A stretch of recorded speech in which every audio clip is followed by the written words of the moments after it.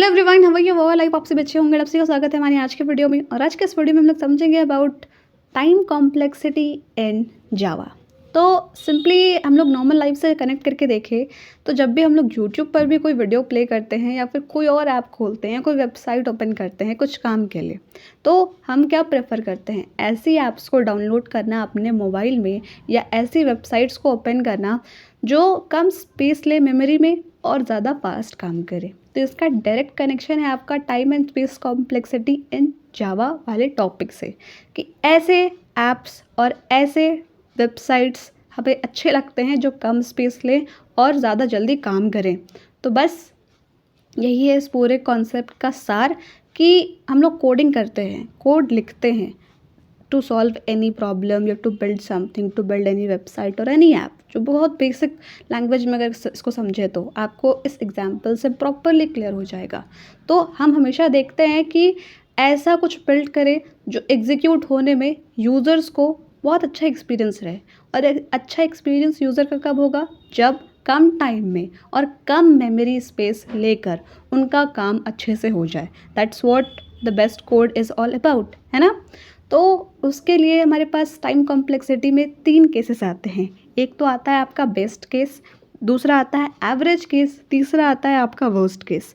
तो इनको हम लोग डिनोट करते हैं 3 अलग अलग चीज़ों से, जो कि आप स्क्रीन पर देख ही रहे होंगे कि बेस्ट केस को हम लोग डिनोट करते हैं लैम्डा और फिर ब्रैकेट में 1, फिर एवरेज केस को थीटा इंटू में n into n plus 1/2, then worst case होता है आपका बिग O ऑफ n। तो ये हमने इतने टेक्निकल टर्म्स तो पढ़ लिए, बट इनका मतलब क्या हुआ? तो इसको एक एग्जांपल से समझते हैं कि हमने एक लिस्ट ली L इज इक्वल्स टू, जिसमें हमने स्टोर रखे हैं 5 एलिमेंट 1 2 3 4 5, ठीक है। तो हमें एक बार काम मिला या हमने काम दिया अपने सिस्टम को कोड लिख कर कि ढूंढ कर बताओ 1 कहाँ है। तो जैसे ही कोड ने अपना काम करना शुरू किया और कंप्यूटर ने ढूंढना शुरू किया कि 1 कहाँ है, तो वो तो सबसे पहली पोजीशन पे है, तो उसको सबसे कम टाइम लगा। तो इसका मतलब ये बेस्ट केस है कि हाँ, ये बहुत अच्छी बात है कि कोड को एग्जीक्यूट होने में बहुत कम टाइम लग रहा है।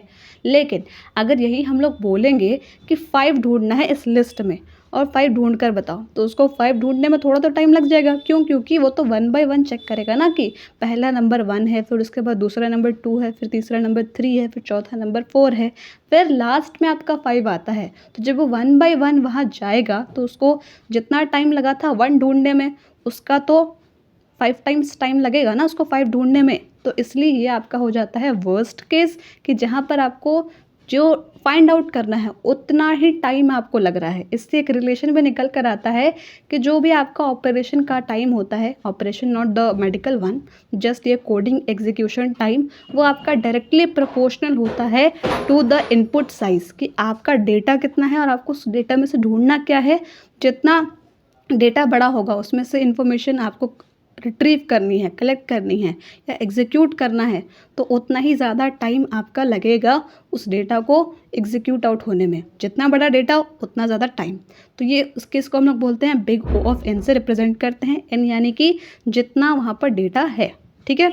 अब आते हैं एवरेज केस के बारे में, कि एवरेज केस की ऐसा बोलते हैं ना हम लोग नॉर्मल लाइफ में भी, कि एवरेज एक जगह से दूसरे जगह पहुंचने में कितना टाइम लगेगा। नॉट एक्यूरेट कि इतना ही लगेगा, बट एवरेज की हाँ, इतना में तो पहुंच ही जाएंगे एक जगह से दूसरी जगह। तो वैसे ही अगर हम लोग इसी लिस्ट में से कोई एक एलिमेंट का एवरेज टाइम निकालें, या जो बीच में है कि वहाँ तक पहुँचने में कितना टाइम लगेगा, तो हम लोग नॉर्मली जब मैथ्स सॉल्व करते हैं तो एवरेज कैसे निकालते हैं? जितने भी आपके एलिमेंट्स होते हैं उनका सम कर देते हैं अपॉन में नंबर ऑफ़ एलिमेंट्स, तो आपको वहाँ पर उस जो प्रॉब्लम है उसकी एवरेज वैल्यू मिल जाती है। तो सेम विद दिस, कि हमें अगर किसी भी एक प्रॉब्लम का एवरेज टाइम निकालना है तो हम सारे एलिमेंट्स को ऐड करते हैं, देन उसके बाद नंबर ऑफ़ एलिमेंट्स से डिवाइड कर देते हैं एंड अपना टाइम निकल जाता है, उसको बोलते हैं एवरेज टाइम। तो पूरा तो हमने इसका टेक्निकल टर्म भी समझने का कोशिश किया और शुरुआत में डेफिनेशन और एग्जाम्पल से भी देखा।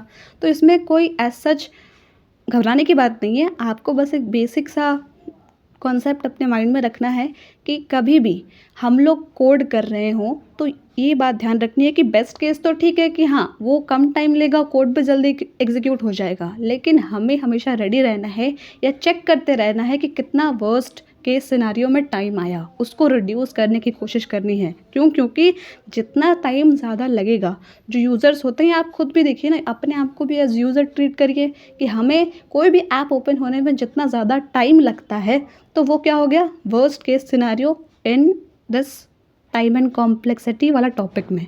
तो उतना टाइम नहीं लगना चाहिए। क्यों? क्योंकि हम लोग फिर उस ऐप को बंद कर देंगे, खोलेंगे ही नहीं। तो उसको वापस से सॉल्व करने की कोशिश कि क्या करें इस कोड में कि ये टाइम कम लगे। तो आपको ये बात हमेशा याद रखनी है कि जो भी कोड लिखें, जो भी आप बिल्ड कर रहे हैं, उसका वर्स्ट केस बार बार चेक करते रहें, क्योंकि बेस्ट तो बेस्ट है ही ना, वो तो आपका अच्छा रिजल्ट दे ही रहा है कम टाइम में, बट वर्स्ट को भी तो सही करना है ताकि हम अपना कोड और अपनी कोडिंग एक्सपीरियंसेस को और अच्छे से बढ़ा पाएँ। This was all about this video. I hope you like it and thank you so much for watching.